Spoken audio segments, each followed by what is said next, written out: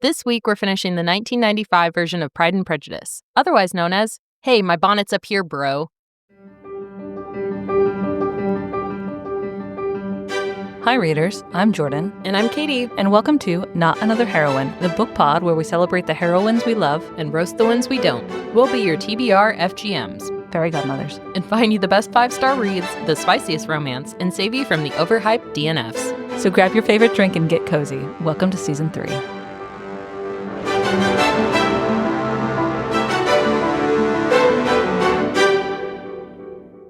We have switched to champagne. Champagne makes us silly. What could go wrong? Rob is continuing to drink whiskey. It's going to be a fun episode. I hope. Also, we're going to attempt to wrap up Pride and Prejudice. In this episode, there's a lot that goes on. Like, this is a 6-episode breakdown from the BBC version. We're going to hit the high notes, maybe. You'll be like, but Jordan, there's a part 3 in my Wait, Spotify Mr. playlist." Collins comes back. Ew. That was an irredeemable take. Yeah, the champagne. I've got 2 Lydias on my hands, and I'm sitting over with whiskey, drinking like Mr. Darcy. They just called us Lydia's. Wow. I am so offended. You know, if you were going to be a Bennett sister, which one are you most like? This applies to you too, Rob. I don't know. I feel like Jordan has a little bit of the Lizzie thing going on. Yeah. A little bit of an independent streak. Yeah. I think I'm the third sister that like has a name but gets like left out of everything. Not Mary, the other one. That's what I mean. The other one. Poor Kitty. Yeah. No, I think, honestly, if I were to break it down, I think you are more like Lizzie than the 3 of us here. Wow. Because you are very independent and you are very vocal with your opinions. That's fair. I do have a mean streak. Yes. And you are not shy about saying that in the best way possible. That's true. Definitely Lydia over here. A little bit.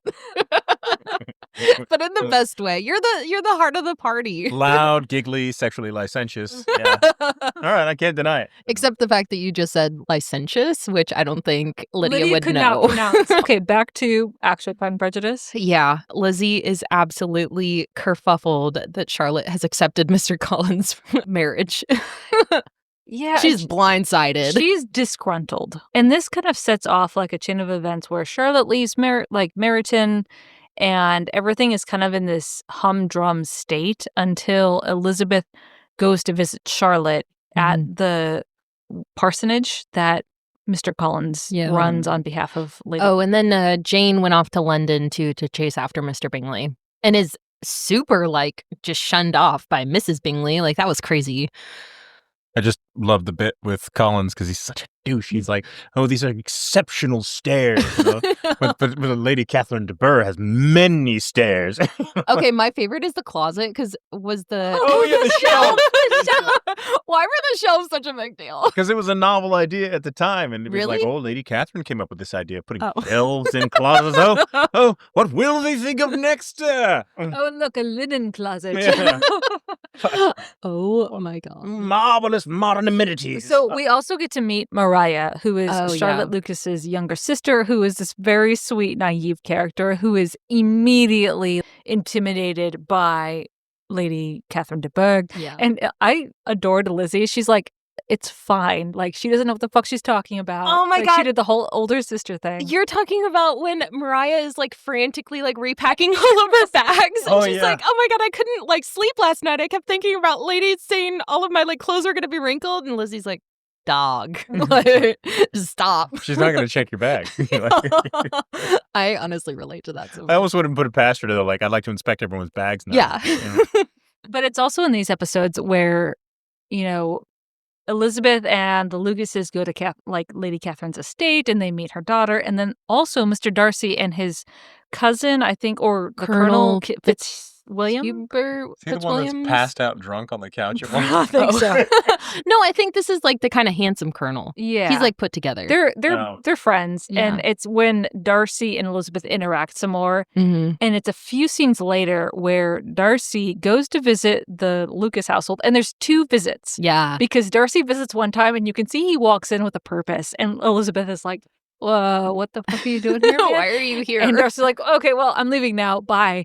And then he comes back like a couple days later. Yeah. And it's on the second visit where Mr. Darcy was like, I can't help myself. Your family sucks, but you're pretty. And I also think you're smart. So please marry me. Also, I love you. Yeah. It's Did he actually propose marriage, or did you just say he proposes marriage Yeah. in the most Darcy way. Insulting, disjointed way possible. You're substandard, but I can't resist you. Yes. He really lays into her, though. I don't know if they add a couple lines in this one, because I feel like the Keira Knightley one, it's at least kind of romantic feeling, because you have the rain, you have him, like, chasing after her. She's, like, a little bit, you know, like, it feels romantic, tension-y, like, oh, no, they, like, just missed paths. But this is, like, him being, like, a dickhead. He's like, despite all of these deficiencies with you, your family, your comportment, your fortune, I still kind of want to marry you, and I'm ashamed about it. It's like, dog, like, that is not how you propose to someone. But what the thing for me was it's believable because the camera focuses in on Colin Firth in the scenes where he observes Elizabeth when she's not interacting with him, but he's just watching her. And you can see his, like how enamored he is with her intelligence and how she's handling social situations.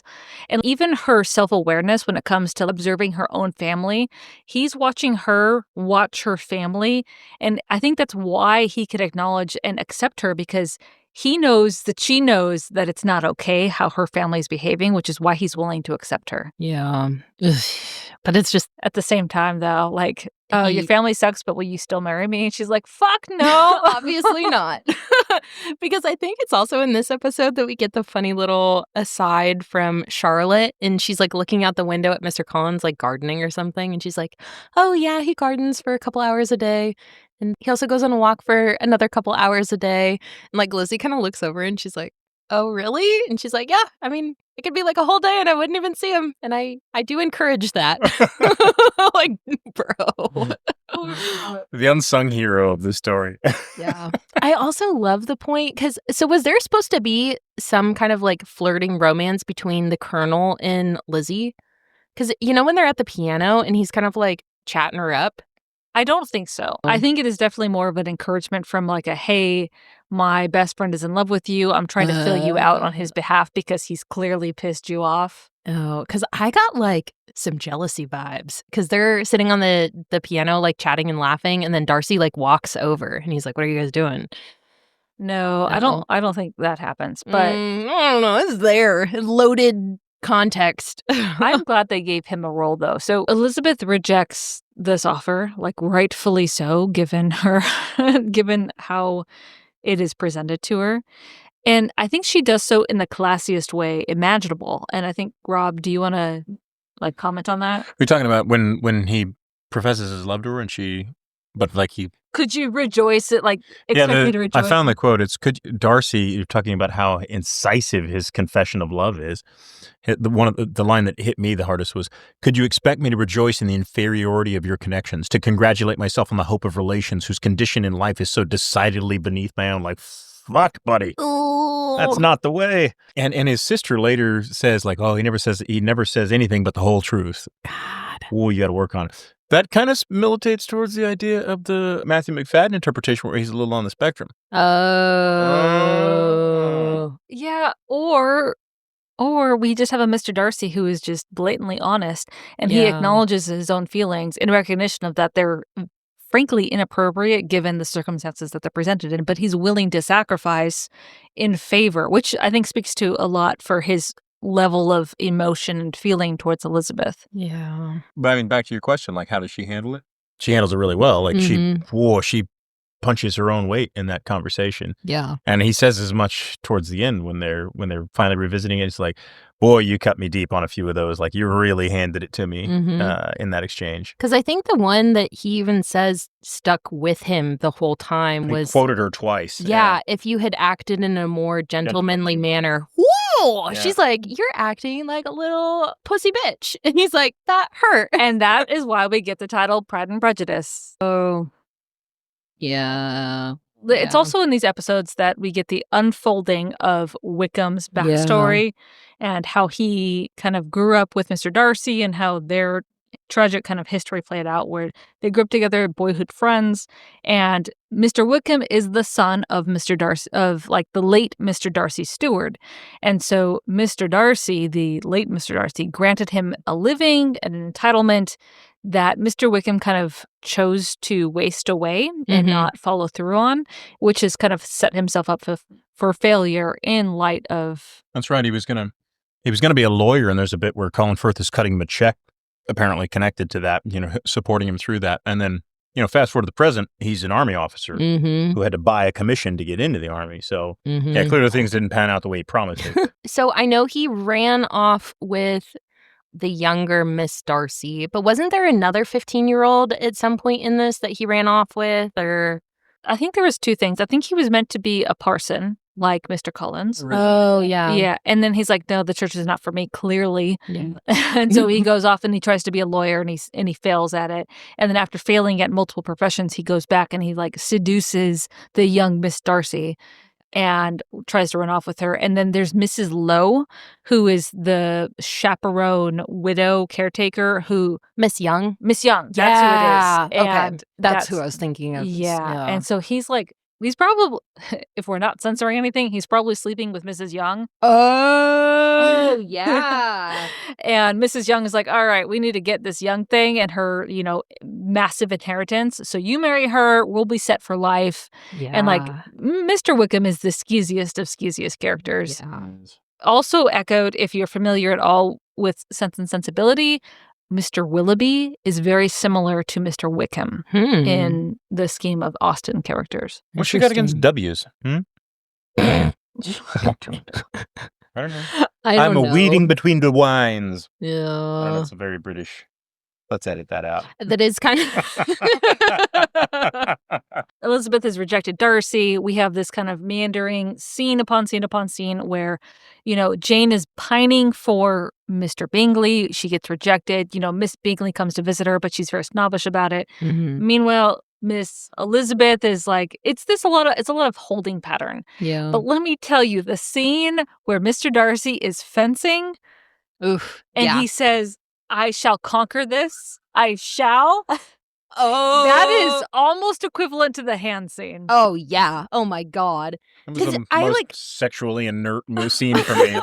Apparently, you guys had different mileage. Jeez Louise. I don't know what it... Sweaty Colin Firth. So, I think we get Lizzie knows something positive.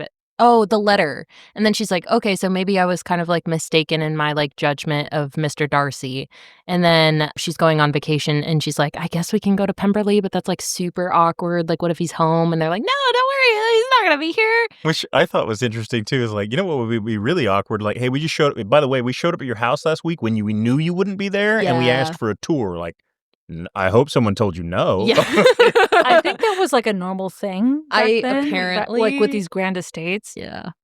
But Elizabeth's portrayal after reading the letter where she's like, oh, I may have fucked this one up, I think was very well portrayed, and that wasn't as much captured in the Keira Knightley version. Yeah. Just because we have more scenes where she's contemplating revisiting in her head all of the interactions with Darcy and all of those with Wickham, and she's kind of realizing maybe Wickham isn't the most reliable of sources when it comes to this. I feel like the BBC version, we get Lizzie is a little bit more humbled by her misjudgments, but I think in the Keira Knightley one, it's kind of glossed over a little bit that oh, I was wrong.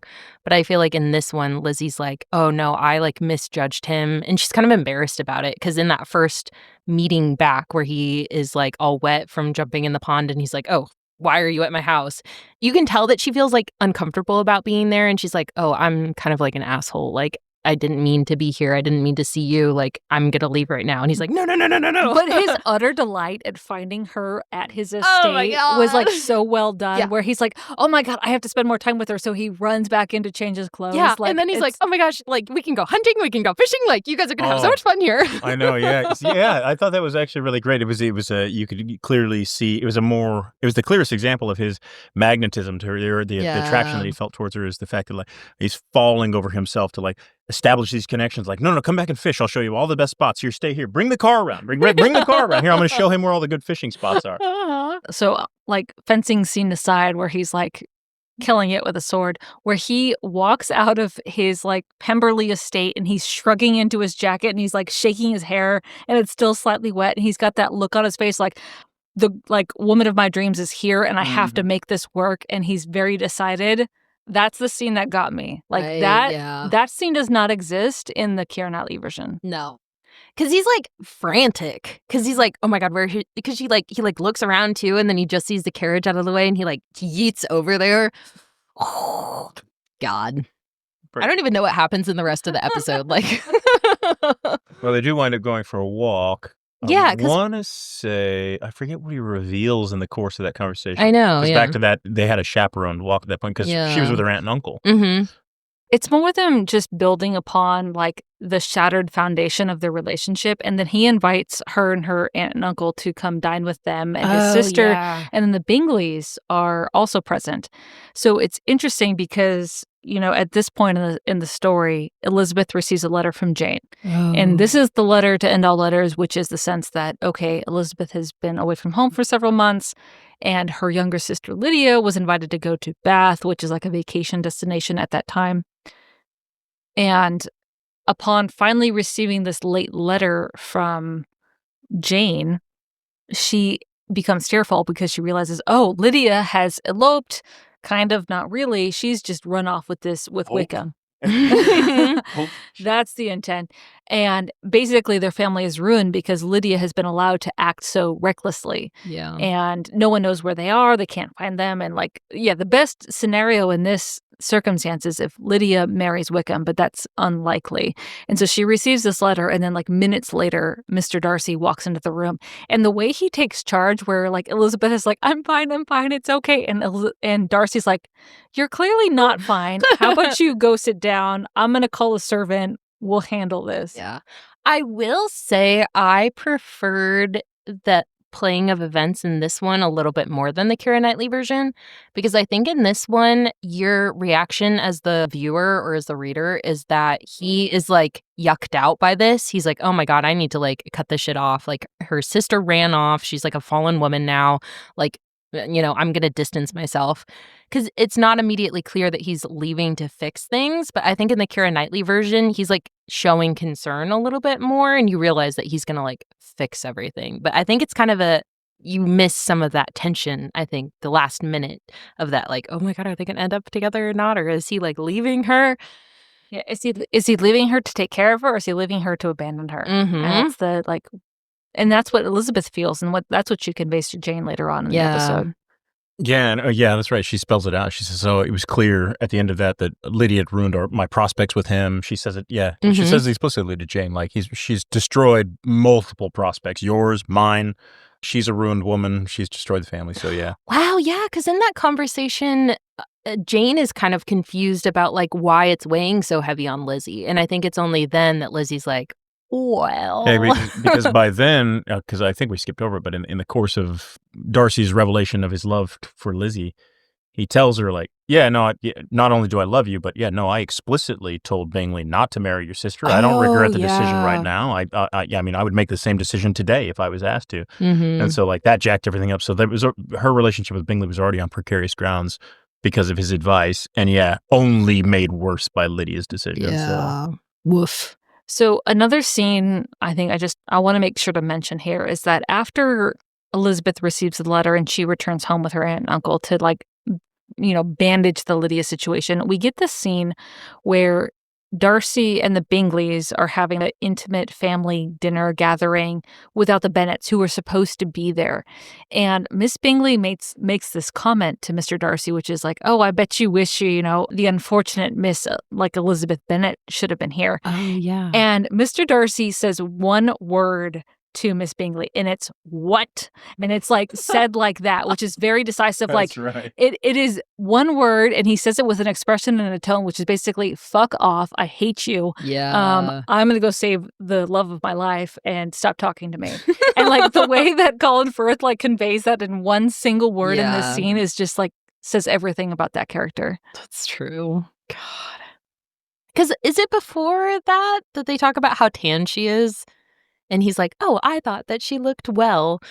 And she's like, "Oh, she looks so, like, dirty and beastly." Is Like, this the that's one an where odd thing to remark on somebody, but, like, okay. I think this is a conversation where he's like, "Yeah, at one point I thought she was pretty, but now I consider her the most handsome woman I've ever." I think that's the day we're like, Yeah. "All right, we're going whole hog on this. Okay, good to know." Yeah.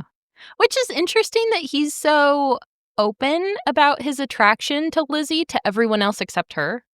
Because I think that's not the first time that he's, like, straight up said, "Oh, yeah," because in the very beginning, he's like, "She has the most beautiful eyes." And everybody's like, "Did he just, like, say that out loud?" I think it speaks to Darcy's arrogance where, like, it Oh. doesn't matter who he's speaking to, he's obviously the most important person in the room, Yeah. and the only time he feels insecure is when he's actually talking to Elizabeth. Yeah. I love the idea too of just those were the mores at the time where he's like, "Oh, she has such lovely eyes." Of like, there's nothing above that. You can't say, "Hey, my eyes are up here." Oh.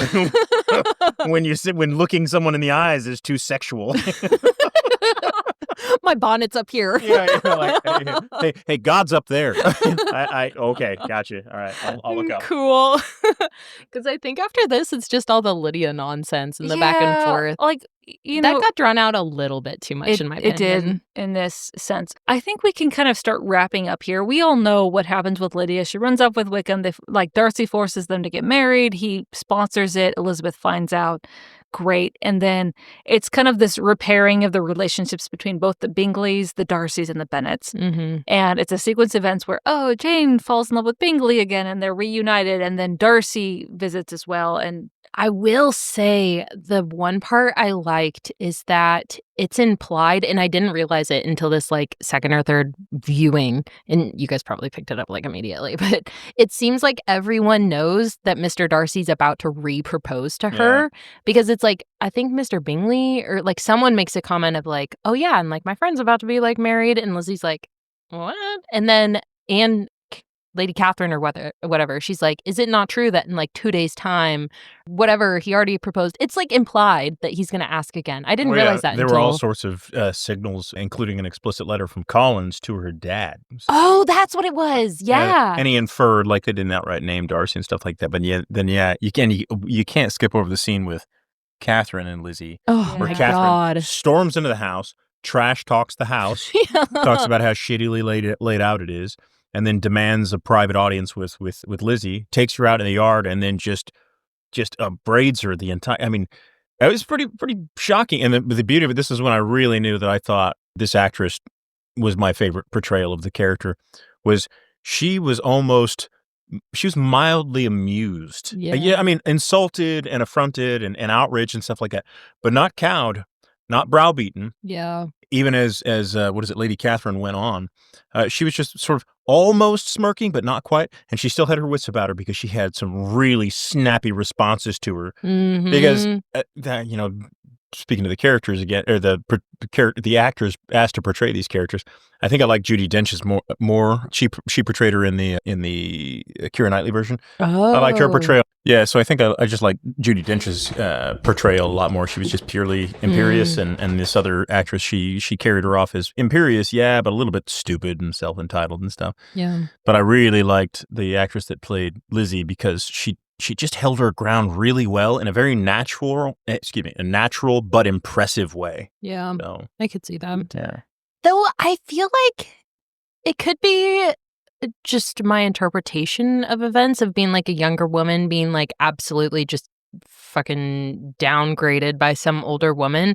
You could almost tell that Lizzie's, like, composure was on the brink, though. It Like, she was, like, was, yeah. trying to have these snappy comebacks, but you could tell she was, like, a moment from crying. And that speaks to her, Yeah. to Elizabeth, like this actress's particular portrayal of Elizabeth, because Yeah. she's so dynamic and she nails those, like, very intimate expressions of, like, unease and, like, just being uncomfortable, as well as, like, the slight smirk she does to cover Mhm. her unease. Yeah. There is Rob, do you have something? Oh, I just wanted to say too, like, as much as I love that scene, and I think it was one of the best performances that actress gave, it was immediately followed by one of her worst performances, because when Lady Catherine gets in her coach and rides away, she announces, "I'm very displeased," and then the actress she looks away, but she has this sort of quavering lip moment where she looks side to side as if lost, but it's a very daytime melodrama kind of I kind of loved it, though. It was so bad. Okay, but, like, I think that's representative of her finally at her wit's end, where she was holding it together while she was interacting with Lady Catherine. Yeah. But, like, she broke when Lady Catherine was leaving.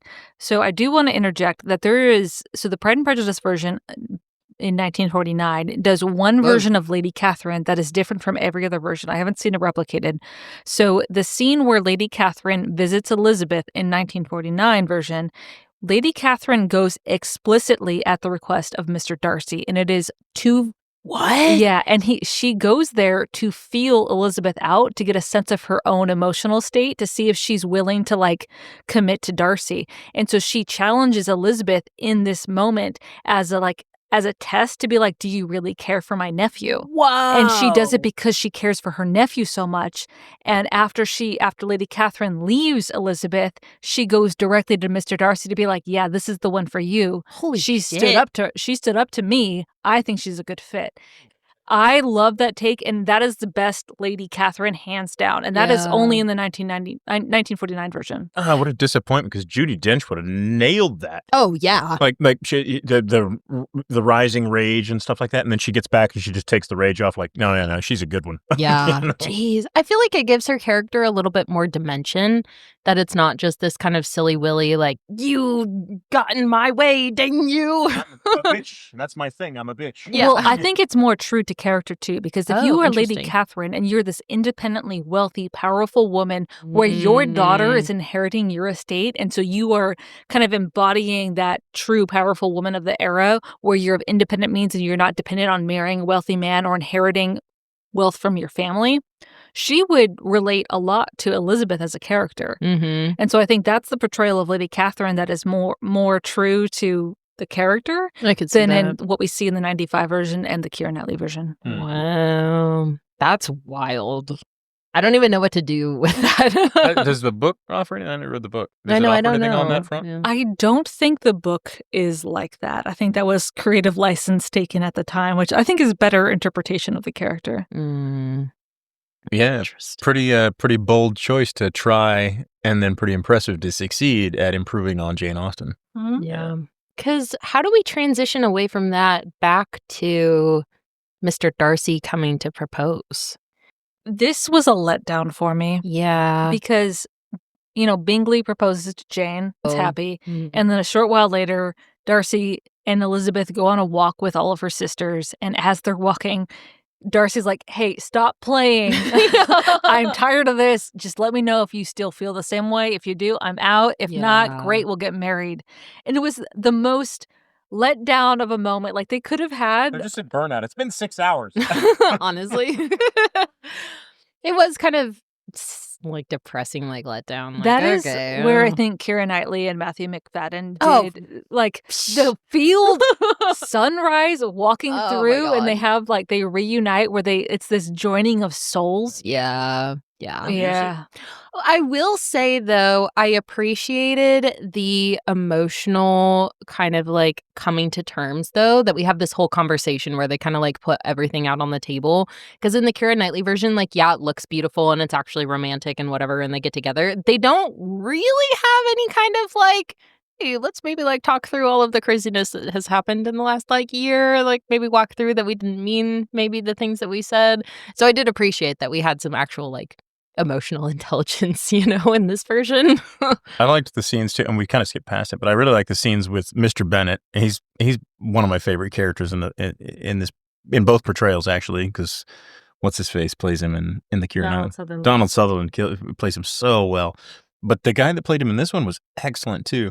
And so there's the scene where Lydia gets married and he comes in and is like, "Oh, by no means will we have these, will we have Mr. and Mrs. Wickham at our house." Oh, at Longbourn. Yeah, at Longbourn, and then cut to the scene, they show up like, "Oh shit, I guess he lost that fight." Yeah. But he rides off. When he rides off, he says, "Oh, he's such a gentleman, blah blah blah," and he's clearly being sarcastic and stuff. Mm-hmm. And then it's not long after we go through all this sequence with, so like he clearly sees through these gentlemen callers and their offers and stuff, and he's aware of who his daughters are marrying. And then we come to the scene where Lizzie's now entertaining the offer from Darcy, And he says, "Oh, well, I've already told him yes. I mean, I'm not in a position to tell a man of his means no. I can't do that. But I mean, I can tell you to tell him no. Yeah. And it sounds like you hate him." And that's when she lays it on. We're like, no. There's a lot more to the story than is transparent to the public. But Yeah. and then I love that line. I mentioned it earlier where he talks about the last thing I would wish for you is to marry someone you don't respect. Where there's that undertone like, oh, shit, I'm in trouble between the Bennets, eh? Whoopsie. But then, she lays it on him that it's good. And, Yeah. and what is it? What's his line? I don't know. He's so warm, though. Yeah. I thought that actor was fantastic. I will say I liked more in the Keira Knightley version that she explains to Mr. Bennet exactly what happened with Lydia and all the money and stuff. Yeah. Because you can tell that he kind of understands Lizzie's respect of him more, whereas in this version, I think he's still a little bit in the dark of like, still confused. why do you like all right. him? I guess this shook out some way. But. Yeah, I just feel like Donald Sutherland kind of like conveyed that like, oh shit, I owe that man like my entire life. Yeah, that's the thing. I felt a little burned that she wouldn't do it for whatever sense, for whatever reason, somebody's sense of pride or propriety or something like that. Pride and Prejudice.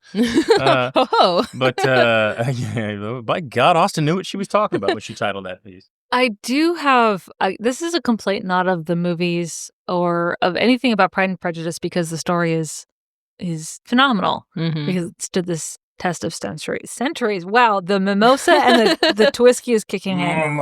Mimosas. I don't think that the writing of Pride and Prejudice translates well to an emotional experience for the reader because it translates to a social commentary, which is valid for the time. That's what Austen was trying to convey. But why readers read now, especially in this genre of romance or romantasy or historical romance, is for that escapism and that sense of like emotional connection. And you do not get that in this writing. Like you don't feel that. It's this kind of observation of people rather than a feeling of people, which is what you get in modern historical romances. Interesting. And that is my one complaint with the writing style in general, not the movies, not anything else. It's just, I don't pick up Pride and Prejudice to be like, oh, I want to escape into a romance. I don't pick it up at all, except in a sense of like, oh, I feel an obligatory sense to read this as an acknowledgement of English literature and its contribution to like social dynamics and norms and all of those things. Like if I want to feel like romantic emotion between two characters, I'm going to look at a modern author. Like Ice Planet Barbarians or something like that. that. That's the one. Basketball heads. I will say that's kind of crazy when you also think about the staying power that Pride and Prejudice has as a storyline that like even, like 300 years, 200 years later, we're like enjoying this as like top tier romantic tension. How it's like, throwback to the Twilight episodes, the will they, won't they. This has that will they, won't they the whole time. Like you don't know if they're going to get together. But what you're enjoying is an interpretation of the original work, not the original work itself. But like even the original works, like that you can have an interpretation that stays so long is crazy to me. Because I mean, like look at all the stories that are popular now that still aren't as good as Pride and Prejudice and like timeline and, outside influences on their romantic tension. And then they like resolve it and then they don't. And then I don't know. Well, they're not as good because this was known first. This is this is enemies to lovers. This is the first one. I don't know. I don't know all the tropes. Is love overcoming all obstacles? Is that not one of the tropes? That's how I see it. Guess because it's like, oh, there's so many barriers to us getting together. The difference in our stations and the circumstances of your family, and you've got a fucking obnoxious wife or mom and bratty little sister and all that stuff. I mean, it's not one of the tropes, okay, but I could see that. Well, if you think of it more as in a sense that most of these romances are told from the perspective of like the heroine, right? So for Elizabeth, it's this enemy is coming in and kind of says all these things. It's insulting to her family and to herself, and so she dislikes him from the very beginning, and it is her journey to liking him. Yeah, that is enemies to lovers as a trope, and that is what's good. Done over and over and over again. Yeah. I think it's just, this is popular because this was done first in a mass published way. I don't know, though, because even thinking back to some of the more popular romantic-y enemies to lovers, I don't think any of them are done as well as this is. Because even if you look at, like, ACOTAR, they're technically enemies to lovers, Feyre and Rysand or whatever. But even that, like, there's no real reason for them to hate each other at the beginning. Like, he, kinda took advantage of their deal or whatever, but there's not really actual emotional depth to why they're at odds with each other and, like, misunderstanding each other. But this, I feel like it kind of there's actual depth to why they're upset with each other, and then, oh, wow, romantic resolution, they got together, they figured it out. Yeah, but you don't wanna pick up this book and read it. I get that, but the story, though. The story's good, but That's what I mean, not the speaks book, to the story. That speaks to design, not writing. I don't know. I watched it again, and I do want to read it now, mostly because there's so many good turns of phrase. I actually found myself wondering. I wanted to look things up, like, damn, that's a clever line. Like, did she come up with that, or was that an idiom that was common to the time that it just rings as very clever to idiot English speakers of the present day? But yeah, I want to read it for that. And yeah, I mean, I'm less interested in the plot because I know the plot basically at this point. That's fair. So I'm like, that's not the hook for me right now. That's not why I would want to read it. But I don't know. I think I think the reason for them being enemies too is just the natural friction between their two personalities. She's this what is it? This bon vivant, independently minded woman, and he's closed mouth and taciturn. He's just difficult. He's a bit prickly, a little too honest, and all of those things. And so there's a reason and it happens in such a microcosm, this small social space where, okay, they're enemies in the sense that they occupy a social sphere and don't particularly like each other personally. I want to draw this to an end because I think that's kind of where we're nearing. But I do want to emphasize that if you think about the general romantasy audience, our readership in general, how many people point to Pride and Prejudice? Oh, this is my favorite book. A lot of people point to Pride and Prejudice as one of their favorite movies. Yeah. And I think there's a distinction between experiencing it as a movie rather than as a book, because the writing it's a separate experience. And I don't think the writing of Pride and Prejudice is what the readership is looking for when they pick up a romantasy novel or any kind of romance novel, because that doesn't exist in there. But the movie conveys that better. And I think this is one of the few exceptions where, like, the movie does it better for the general audience that would steer towards this. Yeah. I think that's basically true, but it's true of a lot of the classics that are continually revived. I don't know. So I've read all of the original Arthur Conan Doyle, and I did love them, but they get a little formulaic because he clearly had like a methodology for writing a story out and stuff. Like you start to be able to recognize the patterns and stuff.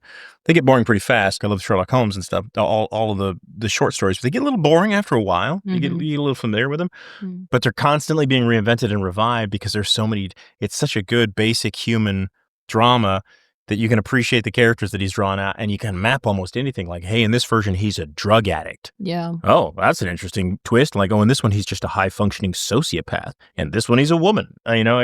So some of these, they're constantly revived because the bones are good. Yeah.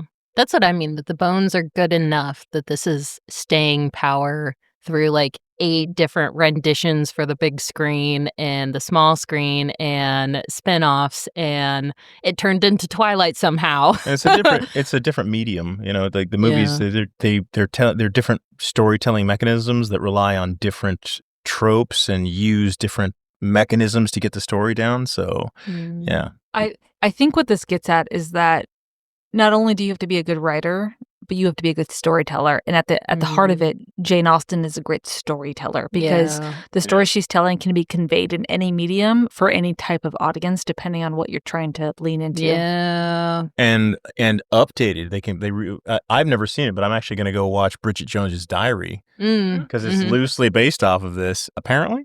Yeah. Is that right? Mm-hmm. So anyways, I got to go watch it now. Yeah, honestly. Well, I think that closes out Pride and Prejudice. It does. We're trying. Yeah. So please join us next week. We have a mid-season review for everyone.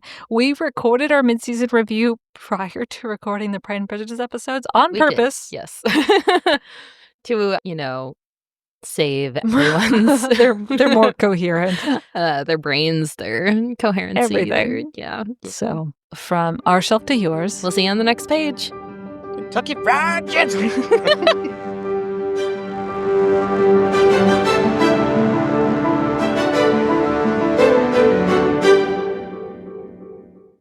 Hi, readers. Like what you've been hearing? Check out the Spice Archive at notanotherheroine.com to see all of our reviews and ratings. And if you'd like to support our growing library, find us on Patreon and get access to exclusive bonus content. If you'd like to just listen, we post new episodes every Monday and Wednesday on Spotify, Apple, and Amazon. Thanks for listening.